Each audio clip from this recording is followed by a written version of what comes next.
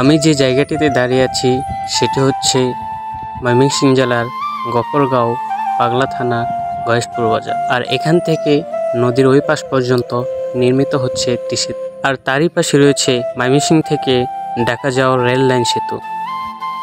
পাশাপাশি নদীর ওই পাশটা হচ্ছে গাজীপুর জেলা শ্রীপুরের কাউরাইত বাজার।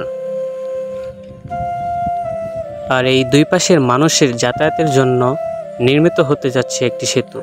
এই সেতুর কাজটি সম্পূর্ণভাবে হয়ে উঠলে মানুষের যাতায়াতের ব্যবস্থাটা অতি সহজ হয়ে যাবে, কেননা পাশাপাশি যে রেল লাইনটি রয়েছে সেটা দিয়ে পার হতে গেলে মানুষের জীবনের ঝুঁকি থেকে যায়।